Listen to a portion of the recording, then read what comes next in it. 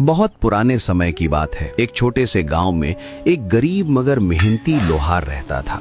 उसकी दुनिया में बस दो ही चीजें थीं, एक उसकी भट्टी और दूसरा उसका इकलौता बेटा। एक दिन बेटा अचानक बोला, पिताजी मेरे लिए एक ऐसी छुरी बना दो जिसकी धार सूरज की किरणों से भी तेज हो। लोहार चौंका, बेटा छुरी तो बना दूं, लेकिन इतनी तेज क्यों चाहिए? बेटा आंखें चुरा कर बोला, बस चाहिए, अब बना दो। बार बार की जिद के आगे बूढ़ा पिता हार गया। उसने लोहे को आग में तपाया, हथौड़े से कूटा और एक छोटी मगर खूंखार धार वाली छुरी बना दी। जैसे ही छुरी बेटे के हाथ में आई, उसकी आंखों में कुछ बदल गया। जो बेटा अब तक चुप रहता था, वही अब शेर बन बैठा। वो गरजा, पिताजी कल ही राजा के दरबार जाओ और मेरे लिए राजकुमारी का रिश्ता मांगो। लोहार के हाथ कांप गए। पागल हो गया है क्या? राजा हमें जिंदा नहीं छोड़ेगा। बेटा हंसा, ठंडी खतरनाक हंसी। अगर दरबार नहीं गए तो इसी छुरी से तुम्हारा सिर धड़ से अलग कर दूंगा। उस पर लोहार को अपनी जिंदगी की सबसे बड़ी गलती याद आई, छुरी बनाना। वो रात भर सोचता रहा, राजा के पास जाएगा तो मौत पक्की, नहीं जाएगा तो बेटे के हाथों मरेगा। आखिर उसने तय किया, अपमान में मरने से अच्छा है इज्जत से मरूं। अगली सुबह कांपते कदमों से वो राजा के दरबार पहुंचा और टूटती आवाज में बोला, महाराज, मैं अपने बेटे के लिए आपकी पुत्री का हाथ मांगने आया हूं। दरबार में सन्नाटा छा गया। एक मामूली लोहार मेरी बेटी का रिश्ता मांगता है? उसने जल्लाद की ओर देखा, मगर तभी वजीर आगे बढ़ा। वजीर धीमे स्वर में बोला, महाराज, इसे मार दिया तो लोग कहेंगे राजा डर गया था। बेहतर है इसे ऐसी शर्त दी जाए जिसका जवाब ये जिंदगी भर न ढूंढ सके। राजा की आंखों में चालाक चमक आई। वजीर ने लोहार से कहा, हम रिश्ता मंजूर करते हैं, एक शर्त पर। तुम्हारा बेटा ऐसा काम करे जो दुनिया ने आज तक न देखा हो न सुना हो। लोहार की जान में जान आई। कम से कम आज तो जिंदा बचा। घर लौटकर उसने सब कुछ बेटे को बताया और फिर दोनों ने गांव छोड़ा। किस्मत को ललकारने निकल पड़े। कई दिनों की यात्रा के बाद वे एक घने जंगल में पहुंचे। वहां सरसों के एक पेड़ की छांव में एक अजीब आदमी बैठा था। जमीन पीले फूलों से भरी थी। उस आदमी की एक टांग जलते चूल्हे में थी और पैर से आग के शोले निकल रहे थे। चूल्हे पर खौलती तेल की कड़ाही और वो आदमी पकौड़े तल तल कर खा रहा था। उस अजीब नजारे को देखकर लोहार और उसका बेटा कुछ देर तक बिना पलक झपकाए खड़े रहे। दोनों के मन में एक ही बात घूम रही थी कि ऐसा काम तो राजा ने सपने में भी नहीं देखा होगा। लोहार ने हिम्मत करके कहा, चलो बेटा, यहीं रुकते हैं, यही कला सीखनी चाहिए। वो उस आदमी के पास गया और बोला, अरे भगवान के बंदे, मेरे बेटे को भी अपना शिष्य बना लो, इसे भी ऐसे ही पकौड़े तलना सिखा दो। आदमी हंसा। हंसी में अजीब सी ठंडक थी। बोला, अरे सज्जन, आगे बढ़ जाओ, मेरा गुरु मुझसे आगे बैठा है, अगर वो चाहेगा तो रख लेगा, मुझे शिष्य बनाने की इजाजत नहीं। ये सुनकर बाप बेटा फिर चल पड़े। चलते चले जा रहे थे, चलते चले जा रहे थे। थोड़ी दूर आगे बरगद का विशाल पेड़ दिखाई दिया। उसकी घनी छांव में एक और आदमी बैठा था। जमीन पर चारों तरफ बरगद के फल बिखरे पड़े थे। उसकी भी एक टांग जलते चूल्हे में थी। एड़ी से आग के शोले निकल रहे थे।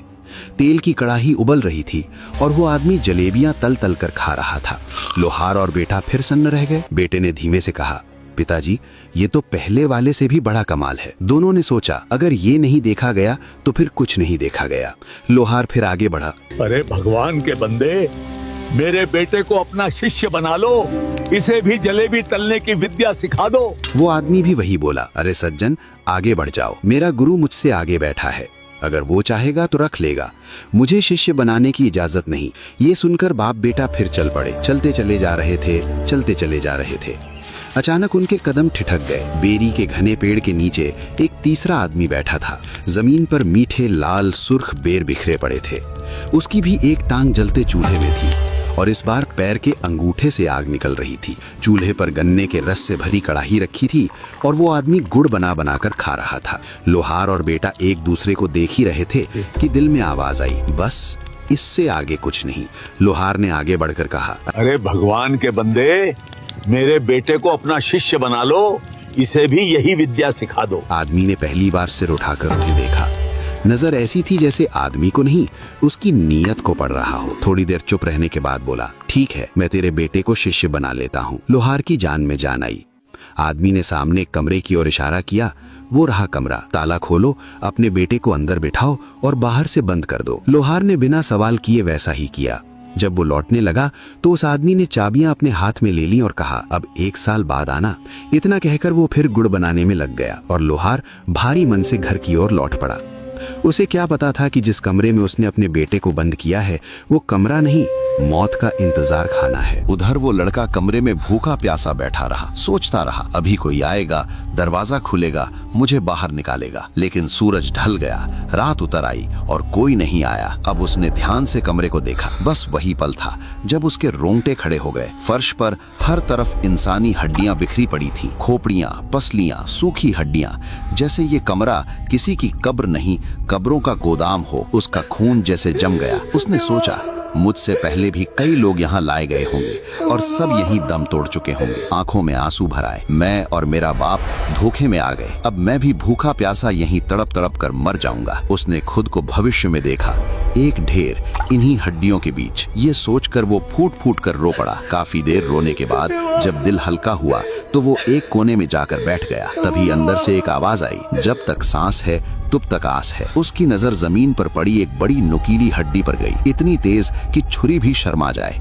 उसने उसे उठाया और दीवार कुरेदनी शुरू कर दी।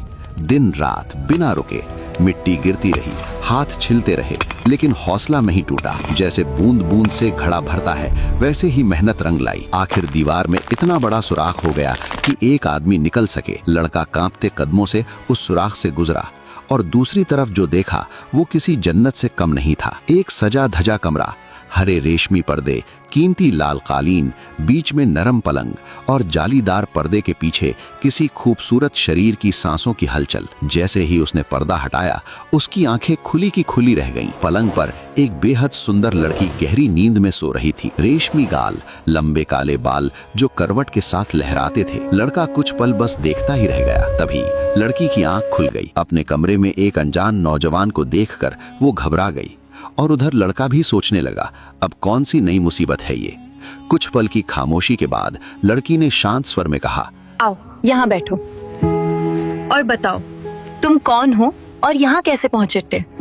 ये सुनकर लड़के की हिम्मत लौटी। उसने अपनी पूरी कहानी सुना दी, छुरी से लेकर इस मौत के कमरे तक। लड़की ने पहले उसे खाना पानी दिया, फिर बोली, जो आदमी बाहर गुड़ बनाता बैठा है और जिसने तुम्हें कैद किया है वो मेरा पिता है। लड़का सन्न रह गया। लड़की मुस्कुराई, डरो मत, मैं भी जादू जानती हूँ। अगर मेरा बाप 14 दर्जे का जादूगर है तो उसकी बेटी 16 दर्जे पर है। और उसी पल कहानी ने करवट ले ली। उस सुंदर जादूगरनी ने लोहार के लड़के को रोज जादू सिखाना शुरू कर दिया। मंत्र, रूप परिवर्तन, नजर की चाल और जान बचाने की विद्या। साथ ही वो उसका ख्याल भी माँ की तरह रखती। कभी मीठे फल, कभी लजीज खाने, कभी बढ़िया कपड़े। लड़का अब कैदी नहीं था, शिष्य बन चुका था। 1 साल बीत गया लेकिन लोहार नहीं आया। लड़की समझ गई कि बूढ़ा पिता डरपोक नहीं है, वो चाहता है कि बेटा पूरी तरह तैयार हो जाए। समय बहता रहा, दूसरा साल भी बीत गया। अब वो लड़का सिर्फ लोहार का बेटा नहीं था, वो पूरा जादूगर बन चुका था। उधर 2 साल बाद लोहार हिम्मत करके फिर उसी जंगल में पहुंचा। क्या देखता है, वही बेरी का पेड़, वही लाल सुर्ख बेर और वही आदमी। एक टांग चूल्हे में, अंगूठे से आग और कढ़ाई में गन्ने का रस उबलता हुआ, जैसे समय वहीं थम गया हो। लोहार कांपती आवाज में बोला, अरे भगवान के बंदे, मेरा बेटा कहाँ है? 2 साल पहले मैं उसे तेरे पास छोड़ गया था। मैं तो 2 साल से यहीं बैठा गुड़ बना रहा हूँ, ना फुर्सत मिली ना देखने गया। फिर ठंडे स्वर में बोला, तू खुद ही उसे सामने वाले कमरे में बंद करके गया था। ये सुनते ही लोहार के चेहरे की रंगत उड़ गई। अब उसे बस हड्डियां मिलने की उम्मीद थी। दिल में गालियां देता हुआ वो दौड़ता हुआ कमरे की ओर गया। जैसे ही उसने ताले में चाबी घुमाई, अंदर बैठी लड़की फौरन लड़के से फुसफुसाई, अगर मेरा बाप हुआ तो हम दोनों मारे जाएंगे, अगर तेरा बाप हुआ तो हम बच जाएंगे। दरवाजा खुला, कमरा खाली था। लोहार का कलेजा मुंह को आ गया। वो दीवार के सुराख से दूसरे कमरे में पहुंचा और जो देखा उससे उसकी आंखें भर आईं। पलंग पर उसका बेटा एक खूबसूरत लड़की के साथ सकुशल बैठा था। बाप की जान में जान आई। वो दौड़कर बेटे से लिपट गया, रोते हुए बोला, मेरे भगवान, तू जिंदा है। बेटे ने उसे सारी सच्चाई बताई। जब लोहार को असल माजरा समझ आया तो उसका सिर झुक गया। उसने लड़की के आगे हाथ जोड़ दिए, बेटी, तूने मेरे बेटे को दूसरी जिंदगी दी है। तभी जादूगरनी बोली, अब सुनो, अगर जान बचानी है तो एक ही रास्ता है। उसकी आवाज अब नरम नहीं, खतरनाक समझदारी से भरी थी। तुम बाहर जाओ, रो पीटो और मेरे बाप से कहो मेरा बेटा भूखा प्यासा मर गया। फिर उससे इजाजत मांगो कि उसकी हड्डियां कपड़े में बांध कर ले जाओ और दफना दो। लोहार समझ गया अब ये मौत से बचने की आखिरी चाल है। लोहार जैसे ही बाहर निकला वैसे ही छाती पीट पीट कर रोने लगा। हाय हाय, मेरा बेटा भूखा प्यासा मर गया, तूने उसे कमरे से निकाला ही नहीं। गुड़ बनाता बूढ़ा जादूगर बिना पलक उठाए बोला, मर गया तो मर गया, मुझे क्या करना है उसकी हड्डियों का। फिर उसने पास पड़ी एक बड़ी सफेद चादर उठाई और लोहार की ओर फेंक दी। ले जा, हड्डियां बांध ले और दफना दे। लोहार ने दिल में राहत की सांस ली। वो दोबारा कमरे में गया, लड़की की बताई तरकीब के मुताबिक अपने बेटे को चादर में छुपाया, गांठ बांधी और उसे कंधे पर उठा लिया जैसे सच में कोई बोझ हो। जब बाहर निकलने लगा तो लड़की ने आखिरी बार कहा, एक बात गांठ बांध लो। मेरे सिखाए जादू से रास्ते में कमाई मत करना, घर पहुंचकर जो करना है करना। बीच रास्ते अमीर बने तो मेरे बाप को खबर हो जाएगी और फिर वो तुम दोनों को नहीं छोड़ेगा। लोहार ने बेटी से कहा, बेटी तू भी हमारे साथ चल, इस जालिम की कैद से निकल जा। लड़की ने सिर हिला दिया। नहीं, अगर हम तीनों भागे तो पकड़े जाएंगे। मेरा जीना मरना अब यहीं लिखा है। भारी मन से लोहार बाहर निकला। जाते जाते उसने चाबियों का गुच्छा दूर से जादूगर की तरफ उछाल दिया। जादूगर ने बस एक नजर डाली, चाबियां उठाईं और फिर गुड़ बनाने में लग गया जैसे कुछ हुआ ही ना हो। काफी दूर निकल आने के बाद लोहार ने एक जगह रुककर अपने कंधे से चादर उतारी, गांठ खोली, बेटा जिंदा था। दोनों ने वहीं हाथ उठाकर भगवान का शुक्र अदा किया। अब बाप बेटा फिर से सफर पर निकल पड़े। चलते चलते आखिर जंगल खत्म हुआ, सामने हरे भरे खेत फैल गए। एक जगह उन्होंने देखा रहट चल रही है, बैल गोल गोल घूम रहा है और पानी निकल रहा है। पास ही एक किसान खड़ा था। लड़के की आंखों में चमक आई। उसने बाप से कहा, पिताजी मैं अपना जादू दिखाऊं, मैं मंत्र पढ़कर बैल बन जाऊंगा। तुम मुझे किसान को बेच देना, लेकिन याद रखना मेरा रस्सा मत बेचना। इतना कहकर उसने मंत्र पढ़ा और पल भर में एक हृष्ट पुष्ट बैल बन गया। दोनों किसान के पास पहुंचे। किसान ने बैल को देखा तो आंखें चमक उठी। बाबा जी, क्या ये बैल बिकाऊ है?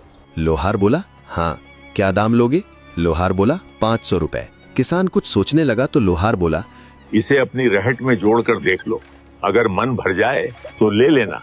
किसान ने बैल जोड़ा और बैल पहले से दोगुना पानी निकालने लगा। किसान खुश हो गया।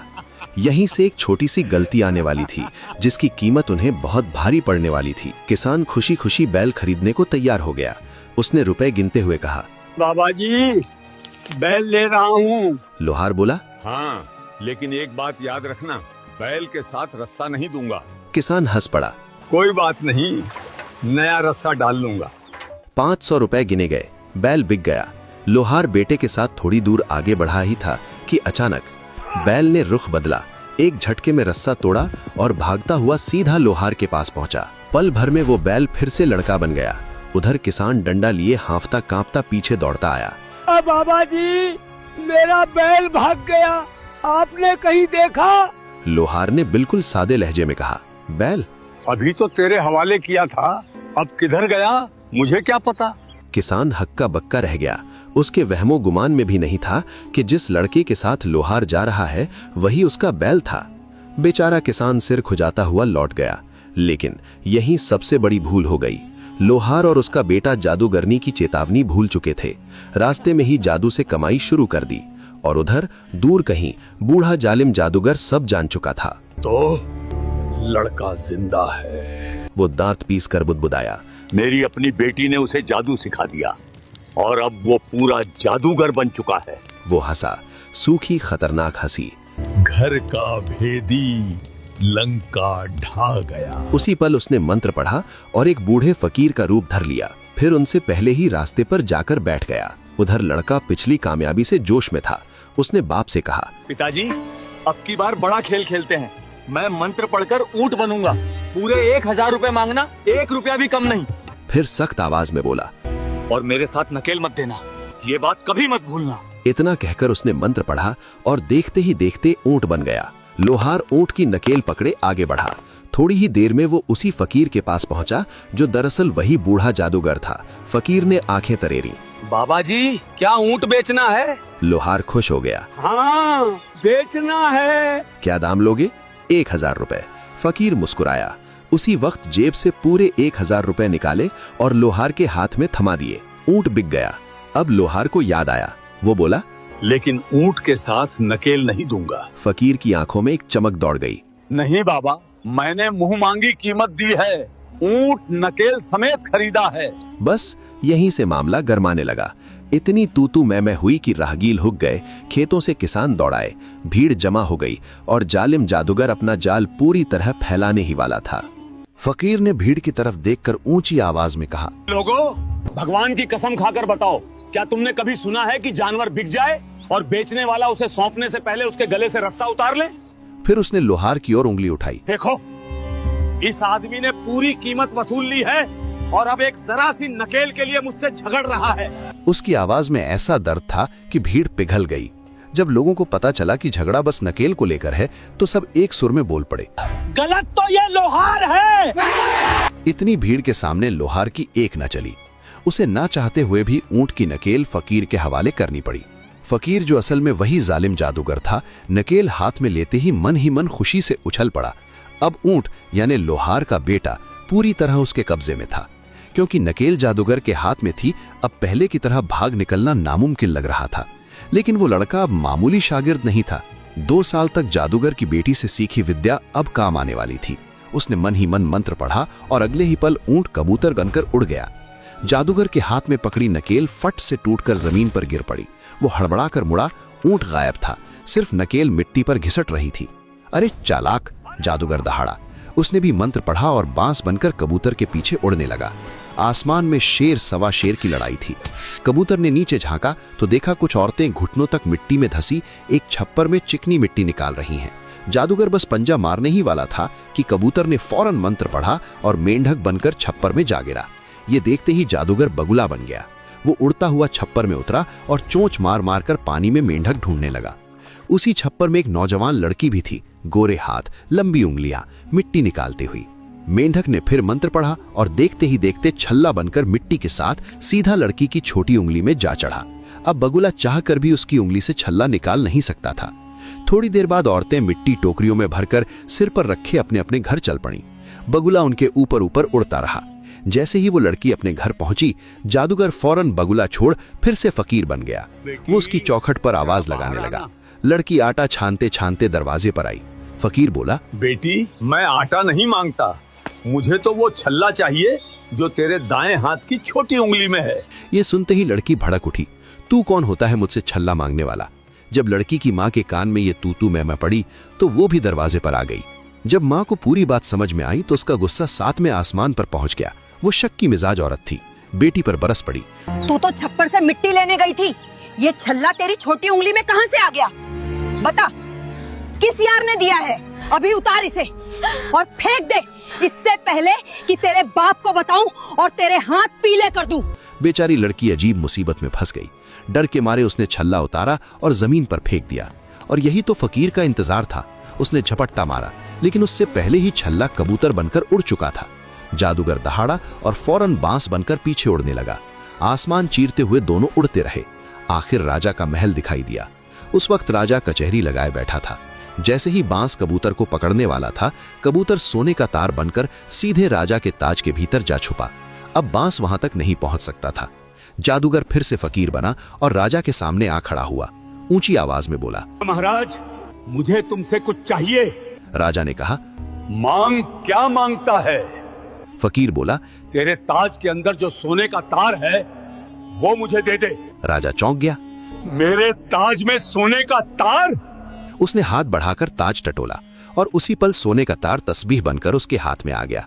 जैसे ही राजा ने तस्बीह पकड़ी, उसके मन के टूट टूट कर फर्श पर बिखर गए। फकीर मुर्गा बनकर उन्हें चुगने दौड़ा, लेकिन इससे पहले कि वो एक भी दाना चुग पाता, मन के बिल्ली बन गए और मुर्गे को वहीं ढेर कर दिया। दरबार सन्न था। राजा की आंखें फटी रह गई। इतना अचंभा उसने जिंदगी में कभी नहीं देखा था। उधर लड़का अपने असली रूप में आया और राजा के सामने आधा बचा लिया। राजा कांपती आवाज में बोला, ये सब क्या माजरा है? लड़के ने शांति से कहा, महाराज, बताइए, क्या ऐसा काम आपने आज तक कभी देखा या सुना? राजा ने हैरानी से उंगलियां मुंह में दबा ली। नहीं, कभी नहीं। लड़के ने सिर झुकाकर कहा, तो अब अपना वादा याद कीजिए। मैं उसी लोहार का बेटा हूँ जिसे आपने शर्त दी थी। भरी कचहरी में मैंने वो काम कर दिखाया है जो न देखा गया न सुना गया। अब मुझे राजकुमारी का रिश्ता दीजिए। राजा के पास कोई रास्ता नहीं बचा, उसे मजबूरन हाँ करनी पड़ी। कुछ दिनों बाद लोहार के बेटे के सिर पर सेहरा सजा। वो घोड़ी पर बैठकर बारात लेकर राजमहल पहुंचा। धूमधाम से शादी हुई। लोहार का बेटा राजा का दामाद बना, और क्योंकि राजा का कोई बेटा नहीं था, उसने उसी को अपना उत्तराधिकारी घोषित कर दिया। कुछ साल बाद जब राजा का देहांत हुआ तो वही लोहार का बेटा सिंहासन पर बैठा, और जिसने कभी भट्टी की आग देखी थी, अब वो तख्त की आग संभाल रहा था, इंसाफ से, अक्ल से और शान और शौकत से। उम्मीद है आपको ये कहानी पसंद आई होगी। अगर कहानी अच्छी लगी हो तो लाइक जरूर करें। ऐसी ही रोचक, रहस्यमयी और लोक कथाओं से भरी कहानियों के लिए चैनल को सब्सक्राइब करें और इस कहानी को अपने दोस्तों के साथ शेयर करना मत भूलिए। फिर मिलेंगे एक नई कहानी के साथ।